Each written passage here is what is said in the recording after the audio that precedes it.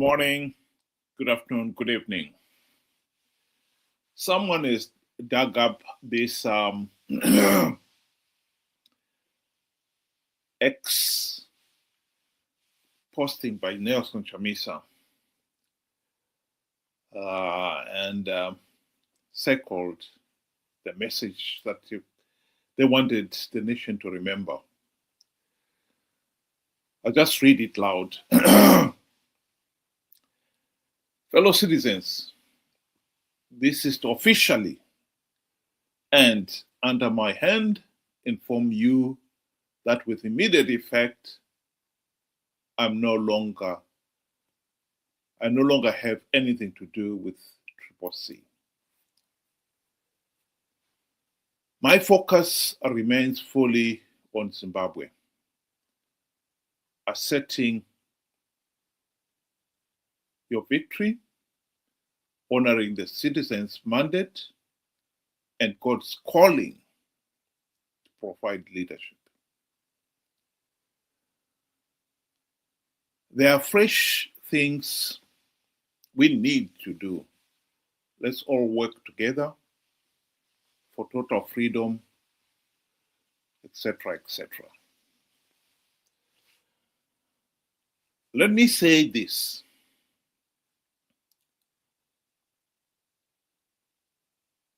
Nelson Chamisa is welcomed, and I think many Zimbabweans welcome anyone, any Zimbabwean is welcome to participate in the politics of the country. But Nelson Chamisa has got to also accept that we have got a duty to the nation to do some cleaning up. Let's wash up the dirty dishes of the 2023 elections. Because if we don't, we will keep repeating the same mistakes over and over again. Zimbabwe is a failed state because for the last 45 years, we have failed to hold free, fair, and credible elections. That is at the heart of our problem.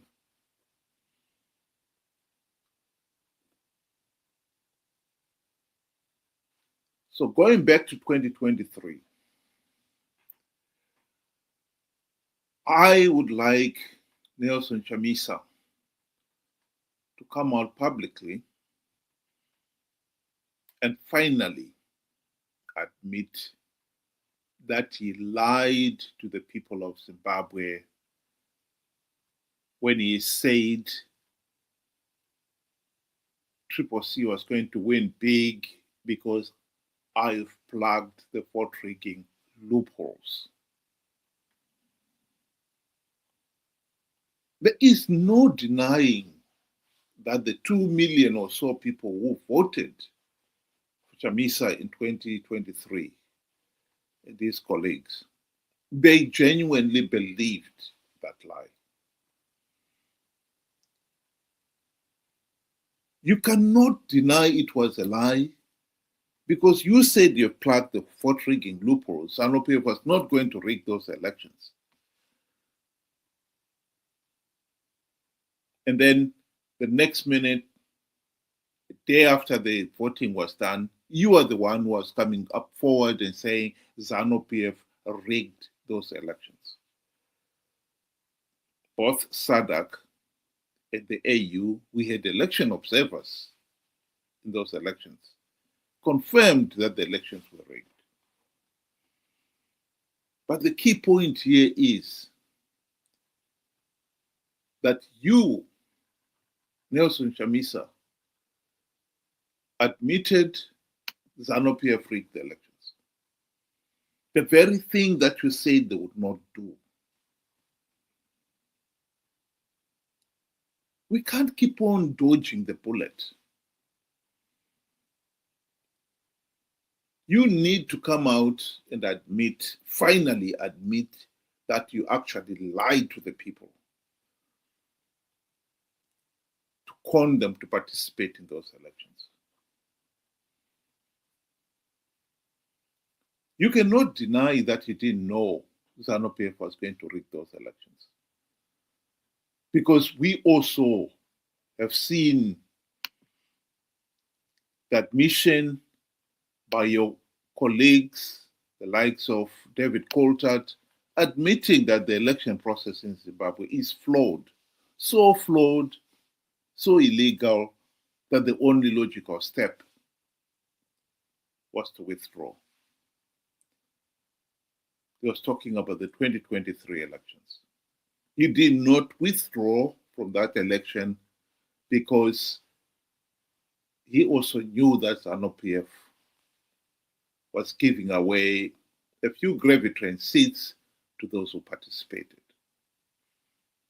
And he admits it in his book. So we cannot keep on pretending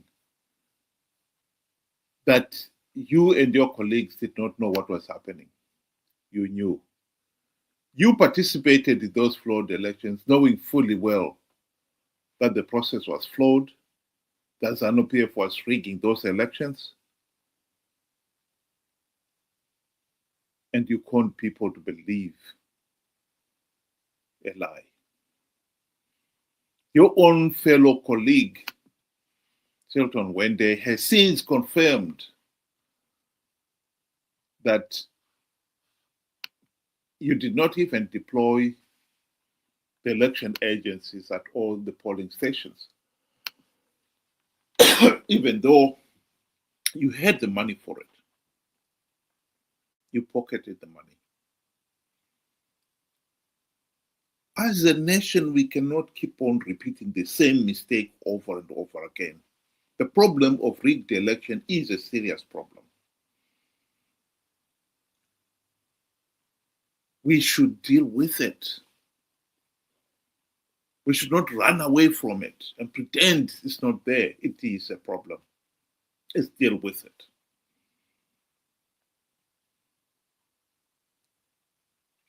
The other key issue here, Chamisa, you need to come out in the open and let's deal with it before we leave the 2023 election. Is this issue that you are divinely inspired? This is a serious problem for the nation because ever since the country's independence, we have had problems with making Zanu PF accountable because the Zanu PF thugs believed that they had the divine right to rule the country by virtue of the fact that they liberated the country. They had the divine right to rule Zimbabwe by virtue of liberating the country. This has been a serious problem because the truth of the matter is the fact that they spearheaded the liberation war, that did not give them the divine right to rule. We want to establish a democratic system where those who aspire to hold public office and who hold public office must always be democratically accountable to the people. This nonsense of people hiding behind divine inspiration must be addressed and be resolved. And we want to resolve it now.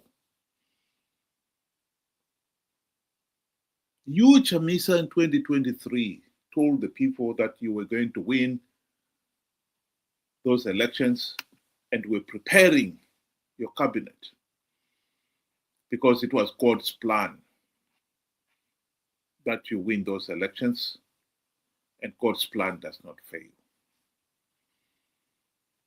Here is you addressing a rally just a few days before the 2023 elections. Makorokoto Zimbabwe, nokuti hakuna munhu anomira kana denga raronga plan. denga raronga plan denga harifoiri plan yamwari haifoiri ini ndatanga kugadzira cabinet. There is no way we are not going to form a new cabinet. There is no way we are not going to have a celebration. There is no way we are not going to have an inauguration. Let's start preparing for our inauguration. Let's start preparing for our celebration.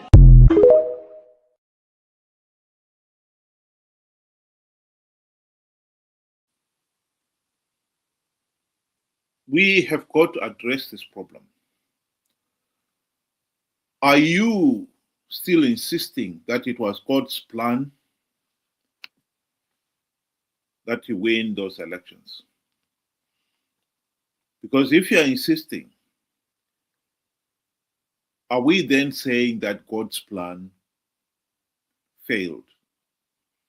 As you said yourself, God's plan does not fail. But in this case here, it failed.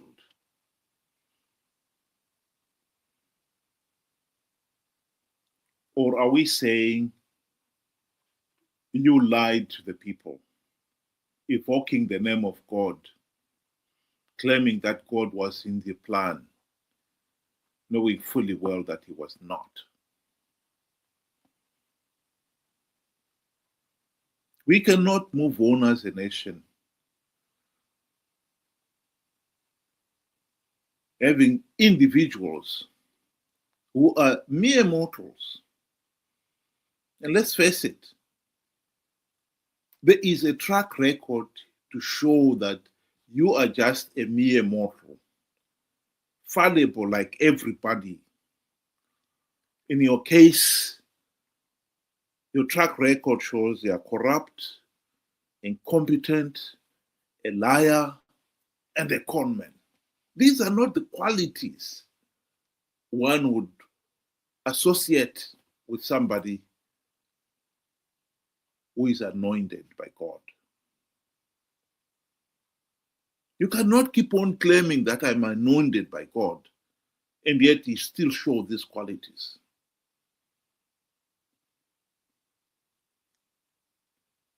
As a nation, we need to deal with these problems. We need leaders who are accountable to the people, who admit that they are mortals. We are not going to carry on pretending that mere mortals can also be divinely inspired. If you are divinely inspired, this God will show that. And not you just merely claiming that you are divinely inspired because it suits your political agenda. I plead to the people of Zimbabwe that we really need to get over this issue of leaders who refuse to be held democratically accountable to the people, claiming that they are divinely inspired. Because it's not helping the nation build a healthy and functioning democratic system of government. Recently, we have seen some of the Zanu PF leaders going to churches. They too are trying to claim that they are divinely appointed. We have to put an end to that.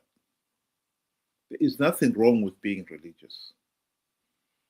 But if you hold public office, we want you to be accountable to the people this side of the grave. This issue of I'm divinely appointed and so I'm not accountable to mere mortals is totally unacceptable.